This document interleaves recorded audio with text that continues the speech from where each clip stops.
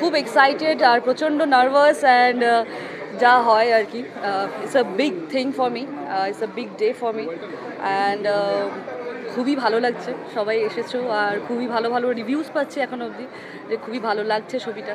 সবাই দেখো, জানিও কেমন লাগছে অ্যান্ড অবভিয়াসলি আমাকে জানি।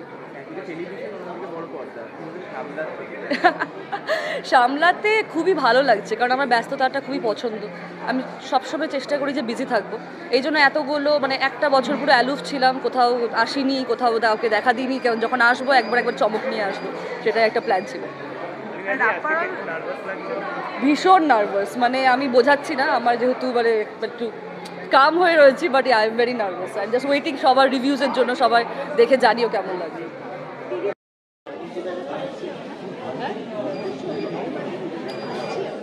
নতুন ছবিটা আমাকে তো অন্যরকমভাবে পাবে, মানে এতদিন আমি নিজেকে যেরকমভাবে দেখাতে চেয়েছিলাম বা আমি আমার যে টাইপ কাস্টটা একটা মানুষের ভেবে নিয়েছিল যে আমি হয়তো এর বাইরে অন্যরকম কিছু করতে পারবো না, তো আমার কাছে এটা বিশাল বড় চ্যালেঞ্জ আর আমি সেটাকে প্রুফ করার জন্য এখন একদম রেডি যে আমি আরও অনেক কিছুই করতে পারি।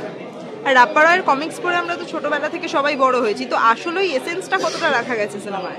এসেন্সটা প্রচণ্ডভাবে আছে আর পুরো ছবিটা যখন তুমি দেখবে তখন বুঝতে পারবে যে ইটস মানে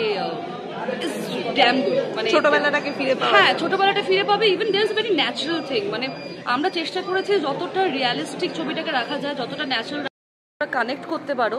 মানে obviously the comic sense is obviously they, the মানে আমাদের কমিক্সের ওই পুরো ভাইবটা অবশ্যই আছে, আর তার মধ্যে একদম ন্যাচারাল একটা ব্যাপার রাখার চেষ্টা চলেছে।